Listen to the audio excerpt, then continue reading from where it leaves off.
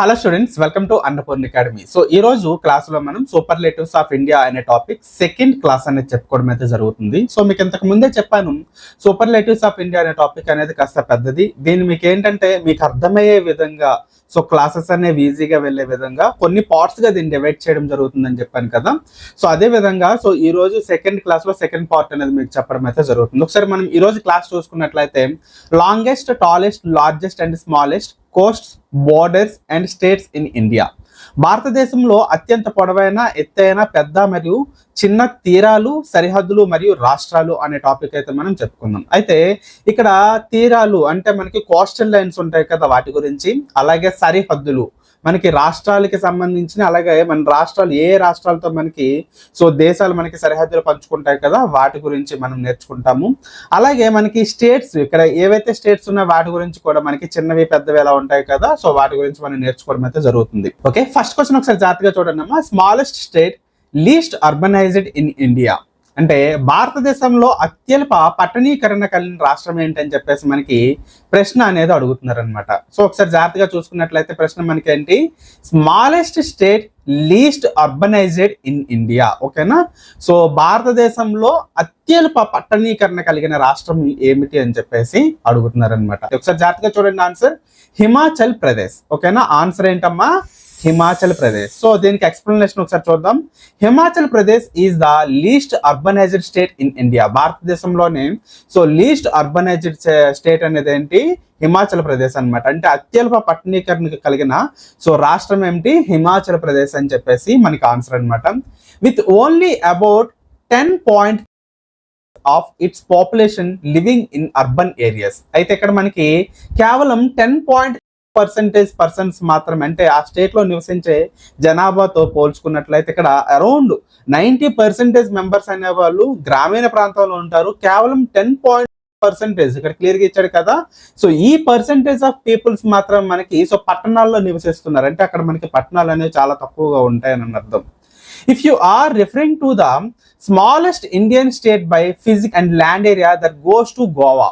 ఓకేనా, సో ఇప్పుడు మనకి ఏంటి, అర్బనైజ్డ్ పరంగా మనం చూసుకున్నట్లయితే స్మాలెస్ట్ స్టేట్ ఏంటమ్మా, సో మనకి హిమాచల్ ప్రదేశ్. సో ఇప్పుడు మనకి ప్రశ్న ఇంకొక విధంగా అడిగే అవకాశం ఉంది. ఇక్కడ ఏంటి, మనకి ల్యాండ్ ని బేస్ చేసుకొని, అంటే ఆ ల్యాండ్ ఎంత ల్యాండ్ ఉందో దాన్ని బేస్ చేసుకొని స్మాలెస్ట్ స్టేట్ అనేది అడిగేటప్పుడు మనకి ఏమవుతుంది, ఆన్సర్ ఏంటమ్మా, సో గోవా. ఓకేనా, సో ఇక్కడ ఏమి ఇచ్చాడు మనకి, smallest Indian state by physical land area that goes to Goa approximately so 3702 square kilometres అనేది ఉంటుంది. సో ఏరియా వైజ్ చూసుకున్నట్లయితే చిన్న రాష్ట్రం ఏమిటి మనకి, గోవా. అర్బనైజ్డ్ అనే దాన్ని బేస్ చేసుకొని, అంటే పట్టణీకరణం అనే దాన్ని బేస్ చేసుకొని మనకి చిన్న రాష్ట్రం మనకి ఏమిటి, సో హిమాచల్ ప్రదేశ్ అనమాట. కమింగ్ టు ఇక్కడ మనం చూసుకున్నట్లయితే while Sikkim is the smallest by population.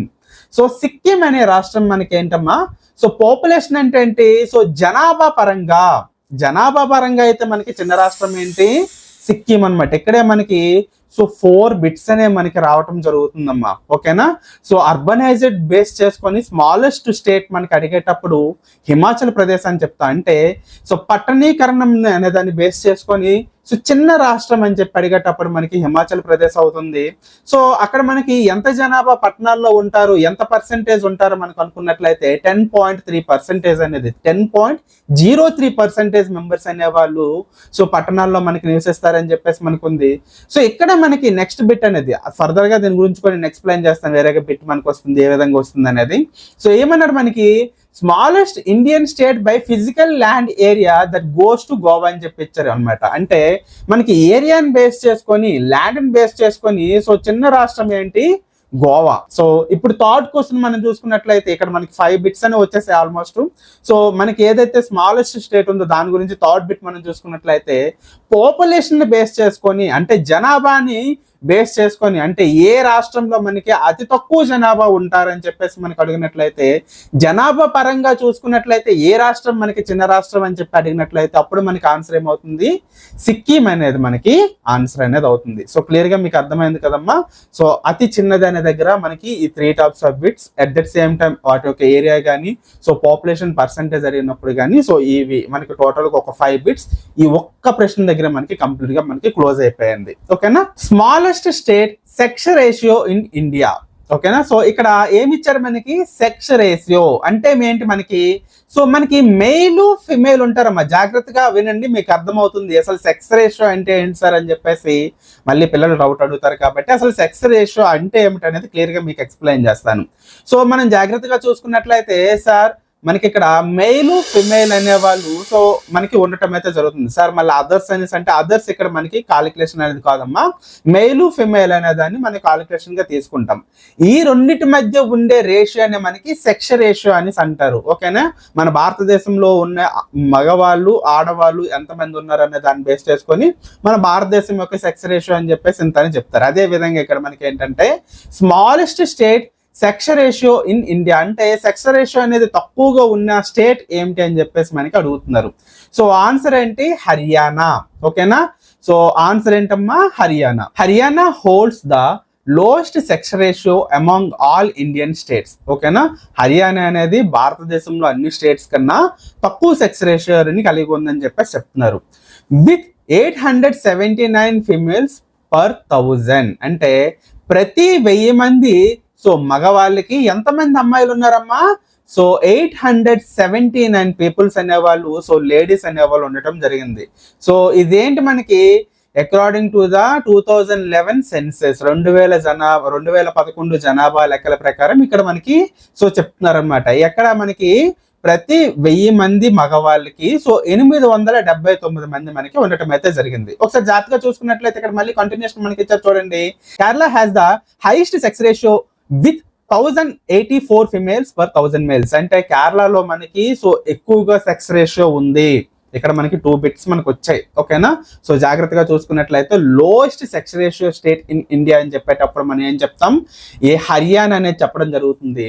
So coming to highest sex ratio in India అని చెప్పేసి అడిగేటప్పుడు సో ఇన్ విచ్ స్టేట్ అని అడిగేటప్పుడు ఏ రాష్ట్రంలో కలిగి ఉంది అని చెప్పేటప్పుడు మనకి సో కేరళ అనేది మనకి ఆన్సర్ అనేది అవుతుంది. సో కమింగ్ టు ఇంకొక 2 బిట్స్ కూడా మనకు వస్తాయి. సో హర్యానా సెక్స్ రేషియో ఎంత అని చెప్పేసి అడిగేటప్పటికి సో ఇక్కడ మనం ఏం చెప్తాం, 879 ఫిమేల్స్ ఫర్ 1000 మేల్స్ అని చెప్పేసి వస్తుంది. ఓకేనా.